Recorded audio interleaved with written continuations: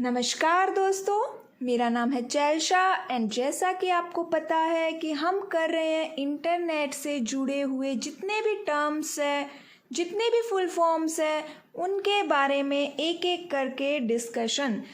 इसी सीरीज़ में जो लास्ट क्लास है वो नेटवर्क, इंटरनेट और वर्ल्ड वाइड वेब के बारे में अपलोड हुई है। अगर आपने नहीं देखी है तो देख लीजिएगा।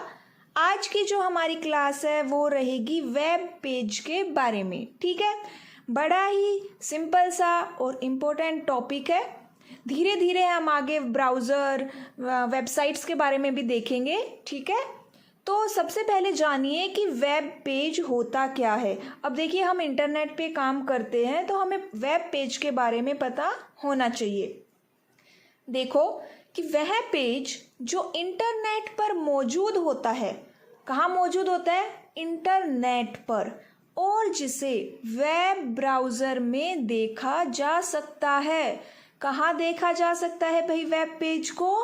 वेब ब्राउज़र में। उसे क्या कहते हैं? वेब पेज कहते हैं।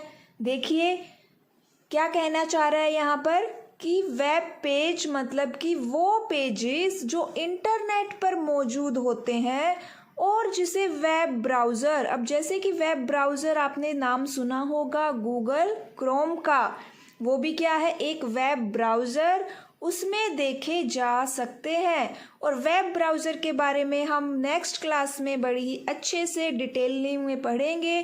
क्या सेटिंग होती है वेब ब्राउज़र की, हम वो भी देखेंगे। ठीक है, फिलहाल हमारा टॉपिक है वेब पेज। अब आपको समझ में आ गया वेब पेज क्या होता है। आगे देखिए कि जो वेब पेज का इस्तेमाल है वो यूज़र को सूचना प्रदान करने के लिए किया जाता है। आप इस बात को ऐसे समझिए कि आपके पास एक बुक है और उसके अंदर बहुत सारे पेजेस हैं। अब हर एक पेज कोई ना कोई जानकारी तो देता ही है। तो वैसे ही समझिए कि इंटरनेट भी क्या है? एक बुक है जिसके अंदर बहुत सारे वेब पेजेस है। ठीक है, अब वो हर एक पेज क्या करेगा? एक जानकारी देगा। किस टाइप की जानकारी देगा भाई? उसमें टेक्स्ट हो सकता है, इमेज हो सकती है, वीडियो हो सकती है, ऑडियो हो सकती है, ग्राफिक्स और भी बहुत कुछ उसमें हो सकता है। ठीक है, अब बात आती है कि वेब पेज कितने शब्दों से मिलके बना है। तो भाई ना आपको दिख रहा है कि वेब पेज दो शब्दों से मिलके बना है, एक है वेब और दूसरा है पेज। वेब का क्या मतलब होता है? तो वेब का क्या मतलब होता है? इंटरनेट। और पेज का क्या मतलब है यहाँ पर? पन्ना। तो क्या हो गया? इंटरनेट का पन्ना। ठीक है, इतना आपको समझ में आ गया कि भाई वेब पेज कितने शब्दों से मिलके बना है? दो। तो इसका क्या मतलब हुआ कि एक ऐसा पेज जिसे आप इंटरनेट की मदद से एक्सेस कर सकते हैं उसे वेब पेज कहते हैं। ठीक है, अब ये बात देखिए कि जो वेब पेजेस होते हैं ना, वो वेबसाइट का एक हिस्सा होता है। किसका हिस्सा होता है? वेबसाइट का। और एक वेबसाइट में बहुत सारे वेब पेजेस हो सकते हैं। ठीक है, एक से ज़्यादा वेब पेजेस हो सकते हैं एक वेबसाइट में। अब आप पूछेंगे कि मैम वेबसाइट क्या होती है? तो देखिए आने वाली क्लासेस में हम इसके बारे में भी बात करेंगे। ठीक है, अब एक बात और देखिए कि ये वेबसाइट और वेबसाइट से पहले हमने क्या देखा? World wide web. तो वर्ल्ड वाइड वेब और इंटरनेट में क्या अंतर है ये आप ज़रूर देख लीजिएगा क्लास में। वर्ल्ड वाइड की क्लास में बड़े अच्छे से बताया गया है। ठीक है, अब इस डायग्राम को देखिए, इसमें मैंने दो गोले बनाए हैं, दो सर्कल बनाए हैं। जो अंदर वाला है उसके अंदर क्या डाल दिए मैंने? Web pages. और जो बाहर वाला है उसके अंदर क्या हो गया? Web site. तो इसका क्या मतलब हुआ कि एक वेबसाइट के अंदर एक से ज़्यादा वेब पेजेस हो सकते हैं। ठीक है, अब बात आती है कि भाई जो वेब पेज है वो किस भाषा में लिखे जाते हैं। क्योंकि देखिए आपके सामने तो वो हिंदी, इंग्लिश, तेलुगु, जो भी आपकी भाषा है, संस्कृत, उसमें वो दिखाई देते हैं। लेकिन वो ऐसा नहीं है कि ऐसे ही किसी ने लिख दिया। वो वेब पेजेस के लिखने के लिए कोई ना कोई एक प्रोग्रामिंग लैंग्वेज या एक भाषा की ज़रूरत होती है।